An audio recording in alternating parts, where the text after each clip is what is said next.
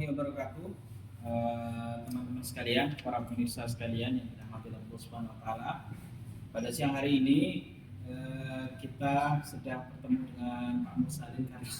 Lama sekali kita tidak ngobrol-ngobrol dengan beliau ya. Nah, kita akan bicara sehubungan dengan apa yang sudah diputuskan oleh pemerintah melalui proyek PSN, proyek strategis negara yang melibatkan kawasan BSD dan PIK 2. Dan di kawasan PIK 2 ini memang menarik ya, dengan total anggaran lebih dari 40 triliun dan menggarap sekitar kawasan jalur Pantura sekitar 1.700 hektaran. Nah, kurang lebih dengan wilayah yang cakupannya yang super luas itu nanti akan digarap oleh satu perusahaan swasta. Nah, namun terjadi pro dan kontra di masyarakat ya soal proyek ini, karena kita lihat banyak kemudian masyarakat yang protes terkait proyek ini karena pada proyek ini terjadi penggusuran di mana-mana dengan harga tanah yang di bawah harga seharusnya. Nah, melihat fenomena yang demikian ini, menurut Pak, ini langsung saja Pak, karena kita waktu ini, menurut Pak Mursalin, apa yang kemudian Pak Mursalin lihat dari apa yang diputuskan soal proyek strategis nasional? Ya, Bismillahirrahmanirrahim. Masyarakat yang tercinta, saya berharap kita semua rakyat ini peduli terhadap apa yang sedang dialami oleh sebagian masyarakat kita. Sebenarnya ini yang mengalami satu keterancaman adalah bangsa Indonesia secara keseluruhan. Presiden Jokowi ini menurut saya nggak kapok-kapok tentang apa yang dikatakan PSN itu. Di Wadas, di Bukan Gejolak, di Rempang, di KN, dan beberapa tempat-tempat lainnya, dengan mengatasnamakan proyek strategi nasional yang kita melihat tidak ada pengumuman sebelumnya, kajian sebelumnya. Ini apakah pemerintah punya kajian kemudian meminta swasta mengerjakan, atau sebaliknya swasta yang punya apa itu merasa oh ini perlu untuk membuat proyek strategi nasional, kemudian bahkan mereka minta anggaran. Dan yang terdengar sekarang ini, masa ada negara itu memberikan kemarin kalau nggak salah 40 triliun, 20 triliun untuk BSD, 20 triliun untuk apa itu PIK itu. Ini kan satu kejanggalan yang harus kita ketahui tentang kejanggalan ini. Di luar negeri itu, ya setahu saya lama di Jepang itu, pemerintah itu mempunyai apa master plan. Misalnya di sini kawasan industri, ini kawasan perumahan, ini kawasan sekolahan, ini kawasan publik. Swasta bergerak berdasarkan apa yang ditentukan pemerintah itu. Tetapi sekarang nampaknya swasta itu tahu-tahu bisa mengatur seperti itu, bisa mengeluarkan uang seperti itu. Dan ini sekarang masa mau untuk lengsernya Pak Jokowi. Nah, itu. Kenapa sih sampai 2 bulan lagi sampai seperti itu? Ini yang masyarakat harus peduli. Ya. Ini apa itu rakyat ini dianggap bukan manusia gitu.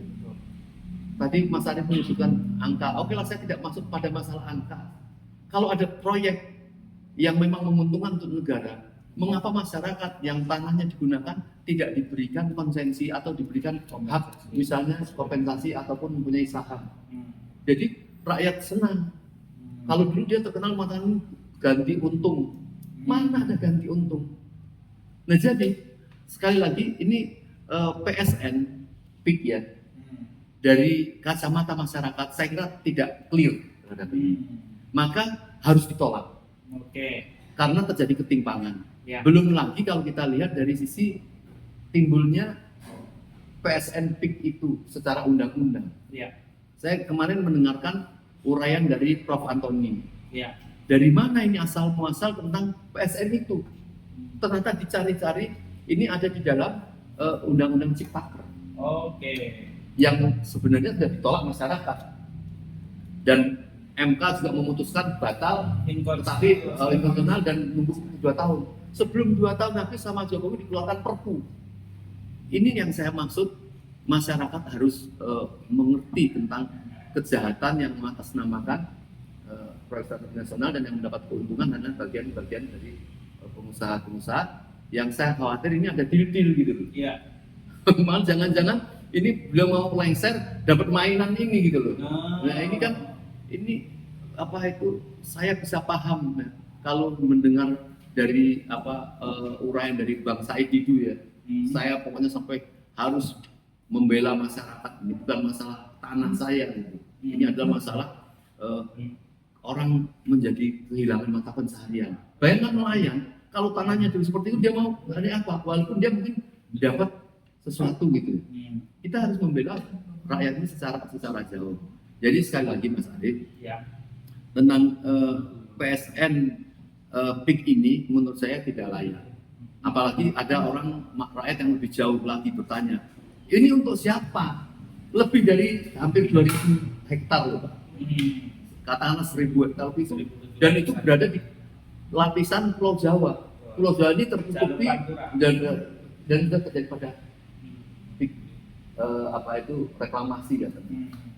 Kalau maaf nih, boleh masuk kepada masalah politik misalnya. Kita jadi paham mengapa Anies ramai-ramai diupayakan supaya dia tidak bisa mencalonkan. Karena kebijakan Anies tentang masalah reklamasi dan itu sudah jelas. Ini bahaya ini Anies kalau jadi gubernur. Saya memikirnya kok melihatnya seperti itu. Nah jadi kita tidak masuk ke politik lagi, tetapi masalahnya siapa yang akan menghalangi itu kayaknya nampaknya betul-betul akan diupayakan, akan dijegal termasuk apa itu partai-partai konon, ya, partai-partai konon yang mau mendukung Anies itu dia bakal ditersangkakan lah atau diiming-imingi siapa yang mau meninggalkan Anies akan dapat 3 menteri lah misalnya. Ini akibat dari sebenarnya untuk perjuangan-perjuangan keuntungan yang saya tidak berani kayak Pak Narko ini keuntungan biadab gitu ya, karena tidak berpikir kemanusiaan dan tidak menghitung masyarakat mendapatkan sesuatu. Padahal itu tanah moyang mereka sudah lama. Ini yang terjadi di Rempang itu karena ada penolakan masyarakat. Sekarang ini agak dihentikan. Ya. Nah, kita masyarakat ini dulu tidak bisa ke Rempang karena jauh gitu loh.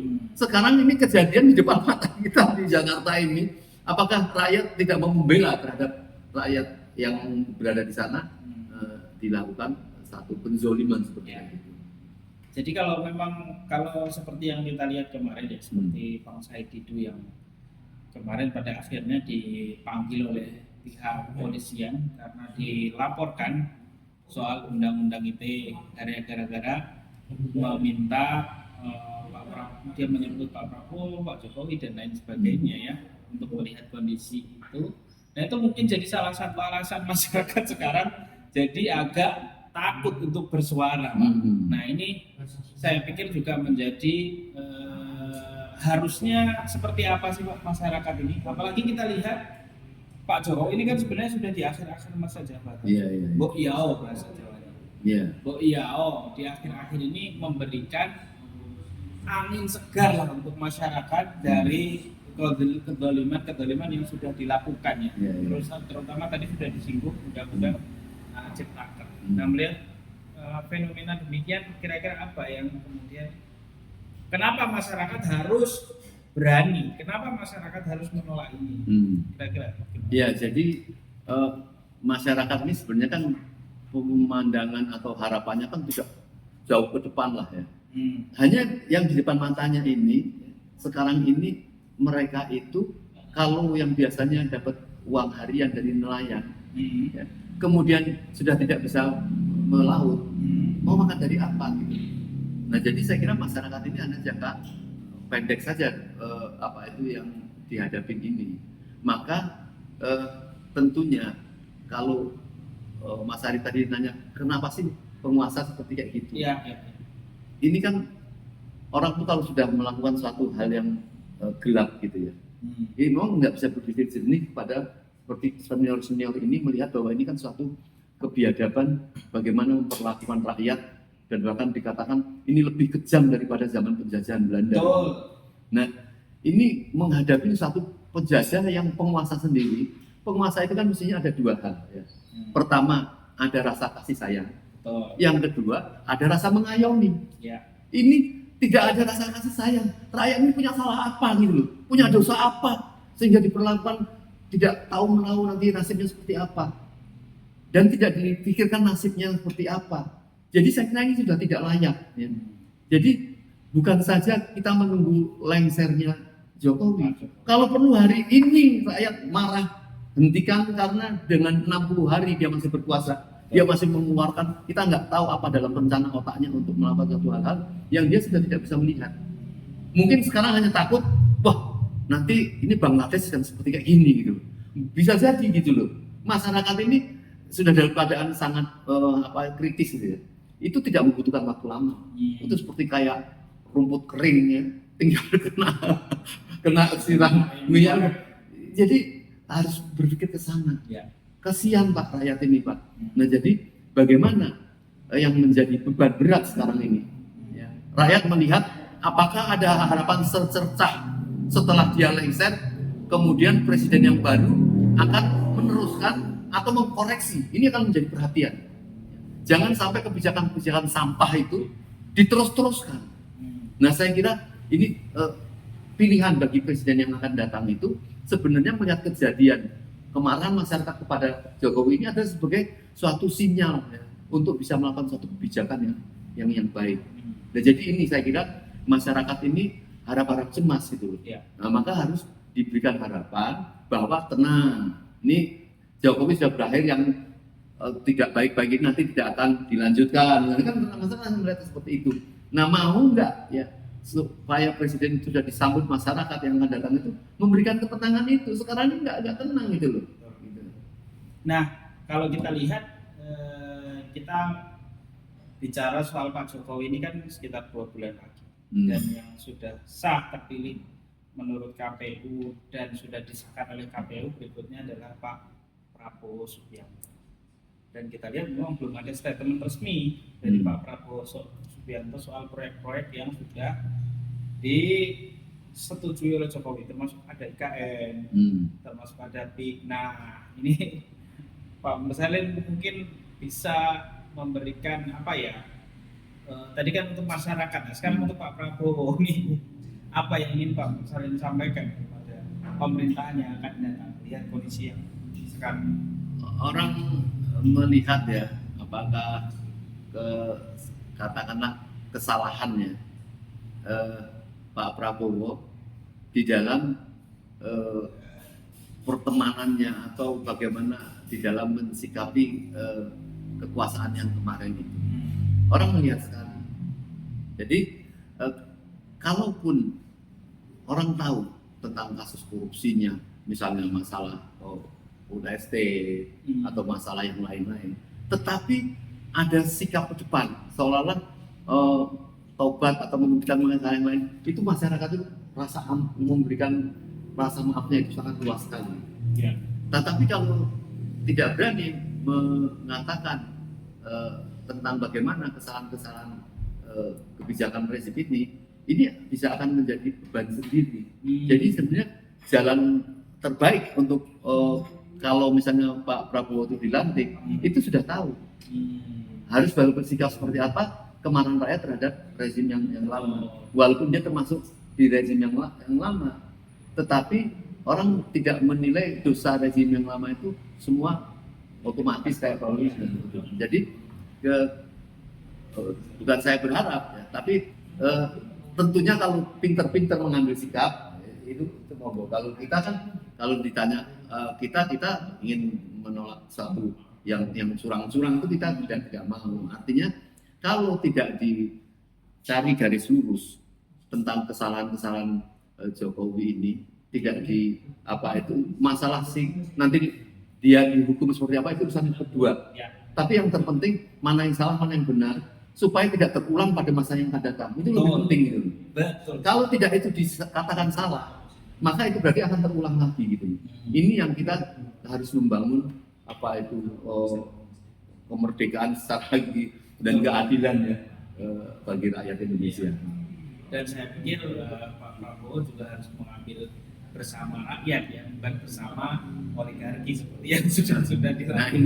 ini persoalannya nih, masalah oligarki ini menurut saya ya harus siap-siap menunjukkan bahwa oligarki ini dia ada rasa ingin pembangunan terhadap Indonesia.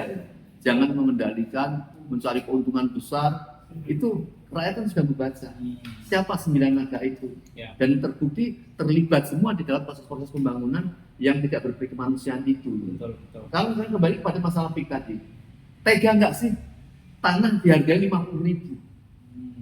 Ya. Katanya Bang Said itu dia ke sana itu beli es krim itu harganya hampir 100.000. Jadi kalau dia membeli 100.000 es itu seolah terjual tanahnya 2 meter.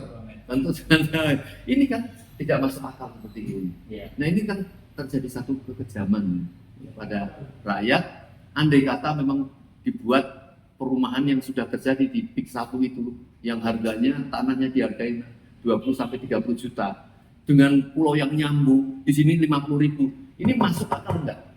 Enggak masuk. Masa kita nggak marah seperti itu? Kalau mau, oke lah, kamu yang punya tanah berapa? Oh berarti nanti sahamnya segini. Pada saat pembangunan nanti keuntungan yang besar, mereka menikmati keuntungan.